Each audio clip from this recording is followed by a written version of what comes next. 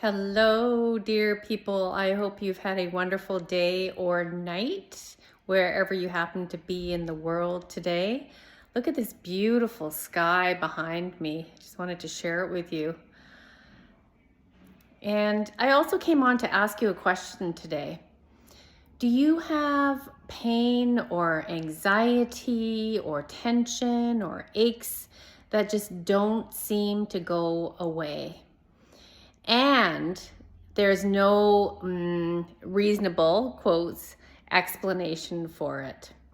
So now I ask you, how do you approach this part of you, this part of your body? And that is a real key into opening into what might be keeping it stuck. So I want to tell you about someone that I was working with some time ago. And this person could be many people. But this particular client had anxiety that just hung around in her belly and just gave her this big, heavy feeling of dread. And when you experience dread, what do you want to do? You just want to run away, right? You just want to get rid of it because it feels so yucky. And so that's exactly what we do. And that's exactly what she did. She had to get rid of it and exercise it away and medication and all kinds of things. But what it really took was just a pivot, just a shift from, instead of trying to push it away, trying to get rid of it, trying to think her way out of it, it took a shift towards just getting curious about what was there. What was there in her body?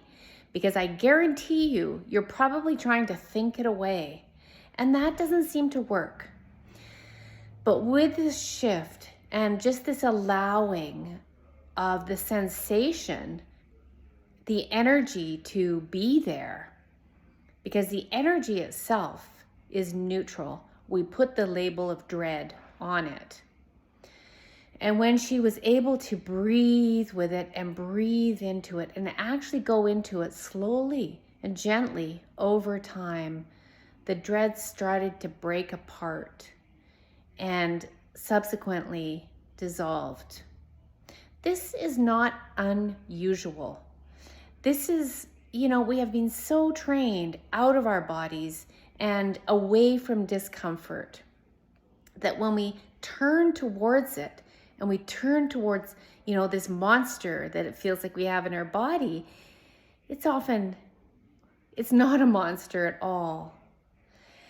So that is why breath work is just so darn effective. And I want you to be able to to move towards whatever comes up in your body with confidence, with compassion.